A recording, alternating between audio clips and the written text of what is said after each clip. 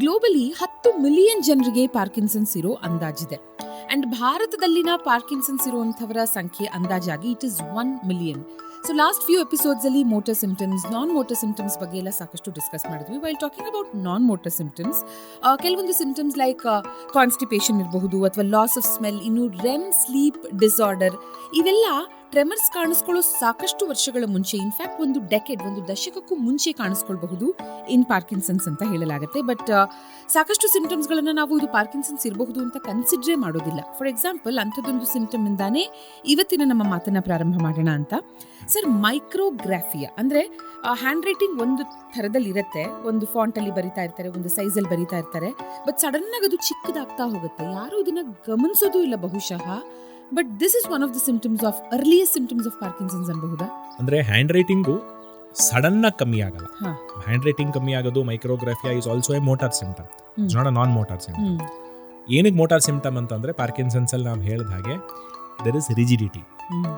ಬರೆಯೋದಿಕ್ಕೆ ಕೈಗಳಿಗೆ ತುಂಬ ಬೇಕಾಗಿರೋದು ಮಸಲ್ ಮೆಮೊರಿ. ಅಂದರೆ ನಮಗೆ ಬರೋದು ಅಭ್ಯಾಸ ಇತ್ತು ಅಂತಂದರೆ ಬರೆಯೋದು ಸರಾಗವಾಗಿ ಹೋಗುತ್ತೆ. ಬರೆಯೋದು ನಾವು ಕಾನ್ಷಿಯಸ್ ಆಗಿ ಕೆಲವೊಂದು ಸಲ ಬರೆಯೋದಿಲ್ಲ. ಸೈನ್ ಹಾಕೋದು ಎಸ್ಪೆಷಲಿ ಇಸ್ ವೆರಿ ಇನ್ವಾಲಂಟರಿ. ಆದ್ರೆ ಏನಾಗುತ್ತೆ, ರಿಜಿಡಿಟಿ ಇರುತ್ತೆ, ಬ್ರಾಡಿಕೈನೀಸಿಯಾ ಇರುತ್ತೆ, ಕೈ ರಿಜಿಡ್ ಆಗಿರುತ್ತೆ, ಕೈ ಫ್ಲೆಕ್ಸಿಬಲ್ ಆಗಿರಲ್ಲ ಬೆರಳುಗಳು.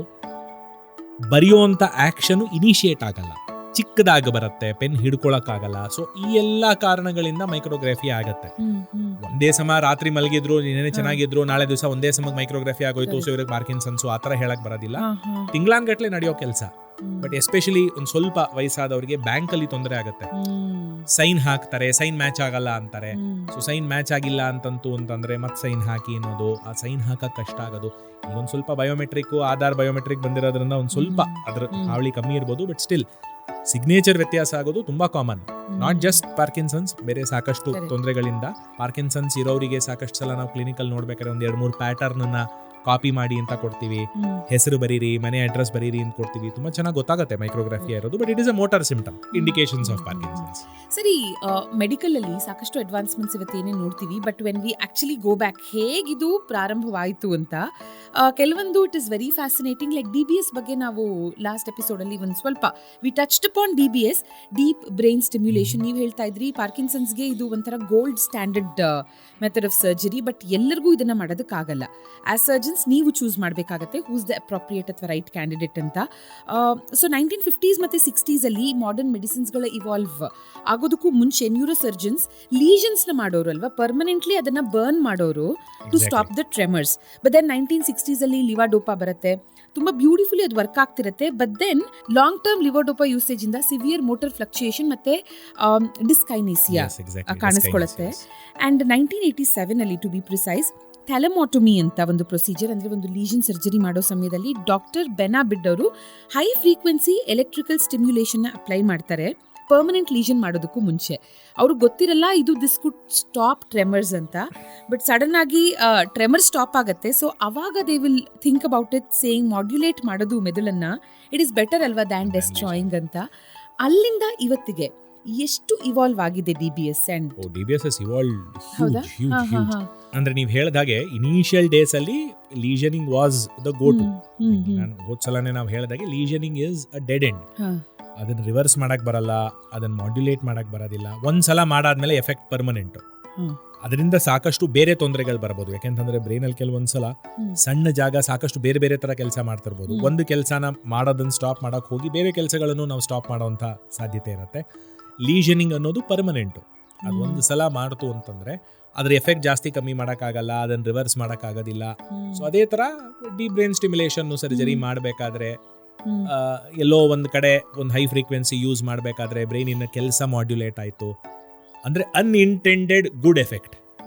ಹೈ ಫ್ರೀಕ್ವೆನ್ಸಿಯಾಗಿ ಮಾಡಿದ್ರು, ಅವ್ರ ಇಂಟೆನ್ಷನ್ ಇರಲಿಲ್ಲ, ಬಟ್ ಒಂದು ಮಾಡ್ಯುಲೇಷನ್ ಬಂತು. ಸೊ ಅದನ್ನೇ ಡೆವಲಪ್ ಮಾಡಿಕೊಂಡು ಇನಿಷಿಯಲ್ ಆಗಿ ಬ್ರೈನಿನ ಯಾವ ಭಾಗಕ್ಕೆ ಈ ಥರ ನಾವು hyper stimulation, we call it hyper stimulation. Deep brain stimulation is not. ಮೊದಲಿನ ದಿವಸಗಳಲ್ಲಿ ಬರೀ ಹೈಪರ್ ಸ್ಟಿಮ್ಯುಲೇಷನ್ ಮಾತ್ರ ಇತ್ತು. ಅದಾದ್ಮೇಲಿಂದ ಹೋದ್ಸಲ ಹೇಳಿದ ಹಾಗೆ ಬ್ಯಾಟ್ರೀಸಲ್ಲಿ ವ್ಯತ್ಯಾಸ ಬಂತು, ರೀಚಾರ್ಜಬಲ್ ಬ್ಯಾಟ್ರೀಸ್ ಬಂತು, ಲಾಂಗರ್ ಲಾಸ್ಟಿಂಗ್ ಬ್ಯಾಟ್ರೀಸ್ ಬಂತು. ಅದಾದ್ಮೇಲಿಂದ ಮಲ್ಟಿಪೋಲಾರ್ ಕಾಂಟ್ಯಾಕ್ಟ್ಸ್ ಬಂತು. ಮುಂಚೆ ಎಲ್ಲ ಒಂದೇ ಎಲೆಕ್ಟ್ರೋಡ್ ಕಾಂಟ್ಯಾಕ್ಟ್ ಇತ್ತು, ಸೊ ಇವಾಗ 5-6 ಎಲೆಕ್ಟ್ರೋಡ್ಸ್ ಕಾಂಟ್ಯಾಕ್ಟ್ ಇರೋ ಹಾಗೆ ಬಂತು. ಡೈರೆಕ್ಷನಲ್ ಫೈರಿಂಗ್ ಅಂತ ಹೇಳಿ ಬಂತು. ಅಂದರೆ ನಿಮ್ಗೆ ಯಾವ ಡೈರೆಕ್ಷನಲ್ಲಿ ಬೇಕೋ ಆ ಡೈರೆಕ್ಷನಲ್ಲಿ ಮಾತ್ರ ಅದು ಸ್ಟಿಮ್ಯುಲೇಟ್ ಮಾಡುತ್ತೆ. ಬೇರೆ ಡೈರೆಕ್ಷನಲ್ಲಿ ಸ್ಟಿಮ್ಯುಲೇಟ್ ಮಾಡಲ್ಲ ಅಂತ ಬಂತು. ಇತ್ತೀಚೆಗೆ ಅಡ್ಯಾಪ್ಟಿವ್ ಡೀಪ್ ಬ್ರೈನ್ ಸ್ಟಿಮ್ಯುಲೇಷನ್ ಅಂತಿದೆ. ಯಾವ ಡೈರೆಕ್ಷನ್ಗೆ ಎಷ್ಟು ಕರೆಂಟ್ ಬೇಕು ಅನ್ನೋದನ್ನ AI ಇಂಟರ್ಫೇಸಿಂದ ತಾನೇ ಅರ್ಥ ಮಾಡಿಕೊಂಡು ಯಾವ ಟೈಮಲ್ಲಿ ಎಷ್ಟು ಕೊಡಬೇಕು ಅನ್ನೋದ್ರ ಮಟ್ಟಿಗಿದೆ. So it's almost thinking on its own based on individual patient capacity. ಅಂದರೆ highly customized, highly patient specific, ಸೈನ್ಸಿನ ತುಂಬ ಅದ್ಭುತವಾದ ಒಂದು ರಿಸರ್ಚಿನ ಪ್ರಾಡಕ್ಟ್ ಅದು. Lot of research that has gone. ಟೆಕ್ನಾಲಜಿನ ತುಂಬ ಕಾಂಟ್ರಿಬ್ಯೂಷನ್ ಇದೆ ಅದರಲ್ಲಿ. ಯೂಸ್ ಮಾಡುವಂಥ ಹಾರ್ಡ್ವೇರ್ ಏನಿದೆ that is very advanced. So ಹಾಗಾಗಿ DBS come a very long way from where it started initially. And DBS helps in the correct patient at the correct time by the correct doctor. It helps. So 1997 FDA ಇದನ್ನ approve ಮಾಡುತ್ತೆ. And ಅಲ್ಲಿಂದ ಈಚೆಗೆ ನೀವು ಹೇಳಿದಾಗೆ ಸಿಕ್ಕಾಪಟ್ಟೆ advancements. ಇವತ್ತಿಗೆ for better understanding ಇದನ್ನ brain pacemakers ಅಂತ ಕರಿಬಹುದಾ? Very common term. ಹೌದಾ?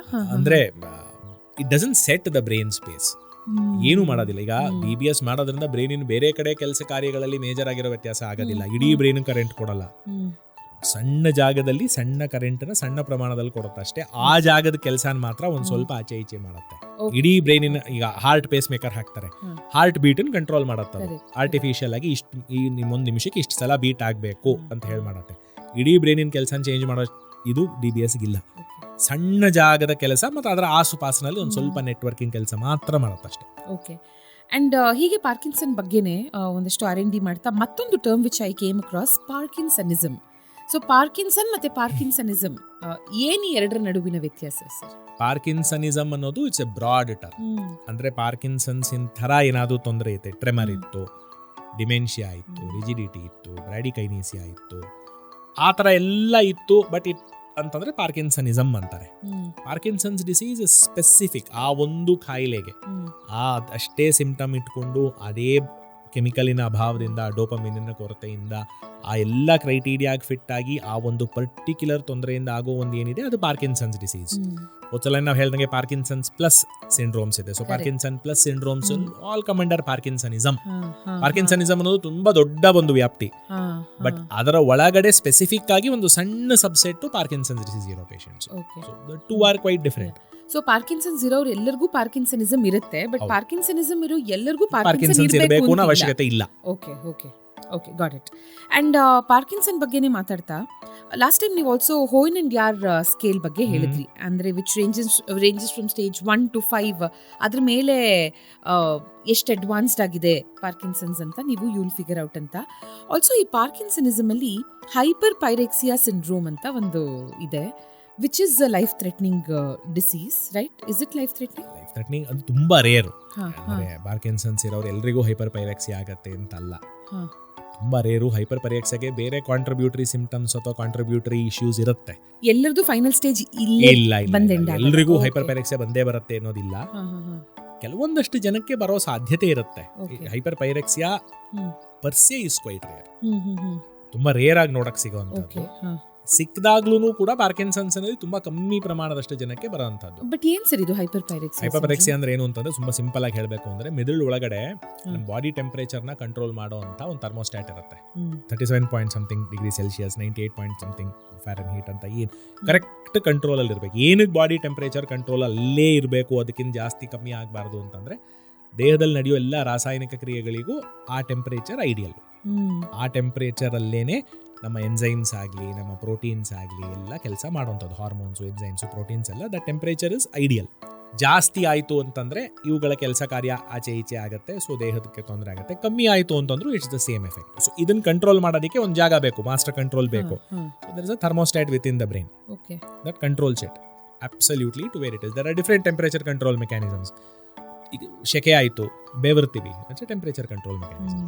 ಚಳಿ ಆಯಿತು ನಡುಗುತ್ತೀವಿ, that is a temperature control mechanism. ನಡುಕದಿಂದ ಹೀಟ್ ಜನರೇಟ್ ಆಗುತ್ತೆ, ಮಸಲ್ಗಳ ಫ್ರಿಕ್ಷನ್ ಇಂದ ಹೀಟ್ ಜನರೇಟ್ ಆಗುತ್ತೆ. So body temperature tries to come back to normal. ತುಂಬ ಜಾಸ್ತಿ ಬೆವರು ಇರೋದ್ರಿಂದ ದೇಹದಲ್ಲಿರೋ ಹೀಟ್ ಏನಿದೆ ಹೊರಗಡೆ ಹೋಗುತ್ತೆ, ದೇಹದಿಂದ ಬೆವರು ಹೋಗಿ. ಸೊ ಹಾಗಾಗಿ ಬೆವರು ಜಾಸ್ತಿ ಆಗಿರೋದ್ರಿಂದ ಟೆಂಪರೇಚರ್ ಕಮ್ಮಿ ಆಗುತ್ತೆ. ತುಂಬ ಸಲ ನೀವು ಕೇಳಿರ್ಬೋದು, ತುಂಬ ಜಾಸ್ತಿ ಸೂರ್ಯನ ಬೆಳಕಲ್ಲಿ ಅಥವಾ ತುಂಬ ಟೆಂಪರೇಚರ್ ಹೋಯ್ತು ಅಂತಂದ್ರೆ ಹೀಟ್ ಸ್ಟ್ರೋಕ್ ಆಯಿತು, ಸನ್ ಸ್ಟ್ರೋಕ್ ಆಯಿತು ಅಂತ ಹೇಳ್ತಾರೆ. ಸೊ ಬ್ರೈನ್ ಕೆಲಸ ಮಾಡೋದು ನಿಲ್ಲುತ್ತೆ, ಥರ್ಮೋಸ್ಟಾಟ್ ಕೆಲಸ ಮಾಡಲ್ಲ. ಸೊ ಏನಾಗುತ್ತೆ, ಪಾರ್ಕಿನ್ಸನ್ಸು ಅಥವಾ ಈ ನ್ಯೂರೋ ಡಿಜನರೇಟಿವ್ ಡಿಸೀಸ್ ಇರೋ ತೊಂದರೆನಲ್ಲಿ ಈ ಥರ್ಮೋಸ್ಟಾಟಿನ್ ಕೆಲಸಕ್ಕೂ ಆಬ್ವಿಯಸ್ಲಿ ತೊಂದರೆ ಆಗುತ್ತೆ. ಅದ್ರ ಕೆಲಸ ಆಪ್ಟಿಮಮ್ ಆಗಲ್ಲ. ಆಟೋನೋಮಿಯಾ ಅಂತೀವಿ, ಆಟೋನಾಮಿಕ್ ಸಿಸ್ಟಮ್ ಅಂತ ಕರೆಯೋದು, ಸಾಕಷ್ಟು ತಾನಾಗೆ ನಡೆಯುವಂಥ ಈ ಕೆಲಸಗಳಿಗೆಲ್ಲ. ಸೊ ಹಾಗಾಗಿ ಆ ಒಂದು ಸಿಸ್ಟಮ್ ಅಲ್ಲಿ ತೊಂದರೆ ಆಗುತ್ತೆ, ಡಿಸ್ಆಟೋನಮಿ ಆಗುತ್ತೆ, temperature control will not be proper. ಆ ಕಂಡೀಷನ್ಸ್ ಅಲ್ಲಿ ಹೈಪರ್ ಪೈರೆಕ್ಸಿಯಾ ಬರೋ ಸಾಧ್ಯತೆ ಇದೆ. ಎಲ್ರಿಗೂ ಖಂಡಿತ ಬರುತ್ತೆ ಅನ್ನೋದಿಲ್ಲ, ಸ್ಮಾಲ್ ಸಬ್ಸೆಟ್ಗೆ ಬರಬಹುದು. Untreated hyper pyrexia is life threatening, yes. But major percentage ಅಂತ ತಗೊಂಡಾಗ ಮೆಜಾರಿಟಿ ಆಫ್ ಪೀಪಲ್ ಅಲ್ಲಿ ಎಂಡ್ ಸ್ಟೇಜಸ್ ಆಫ್ ಪಾರ್ಕಿನ್ಸನ್ಸ್ ಹೇಗಿರುತ್ತೆ ಹಾಗಿದ್ರೆ?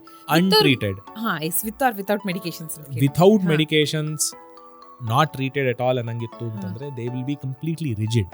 ದೇಹನ್ ಮೂವ್ ಮಾಡೋಕ್ಕಾಗಲ್ಲ, ಒಂದು ಸಣ್ಣ ಕೆಲಸ ಮಾಡೋದಕ್ಕೂ ಇನಿಷಿಯೇಟ್ ಮಾಡೋಕ್ಕಾಗಲ್ಲ, ಕಂಪ್ಲೀಟ್ ಆಗಿ ಬೆಡ್ ಬೌಂಡ್ ಆಗಿರ್ತಾರೆ, ಹೇಳಕ್ಕೂ ಆಗಲ್ಲ, ಮಾತಾಡಕ್ಕಾಗಲ್ಲ, ಎಮೋಷನ್ಸ್ ತೋರಿಸ್ಕೊಳಕ್ಕಾಗಲ್ಲ. ಇಟ್ ಇಸ್ ಲಿಟರಲಿ ಲೈಕ್ ನೀವೊಂದು ಎಮೋಷನ್ಲೆಸ್, ಮೂವ್ಮೆಂಟ್ಲೆಸ್ ಸ್ಟೇಟ್. ಆಯ್ತಾ, ಊಟ ಮಾಡೋಕೆ ನುಂಗಕ್ಕೂ ತುಂಬಾ ಕಷ್ಟ ಅವರಿಗೆ. ಆ ರೀತಿ ಎಲ್ಲಾ ಮೋಟಾರ್ ಆಕ್ಟಿವಿಟೀಸು ಒಂದು ಹಂತಕ್ಕೊಂಥರ ಫ್ರೀಸ್ ಆದಂಗೆ ಆಗ್ಬಿಟ್ಟಿರುತ್ತೆ. It is very difficult for them to move.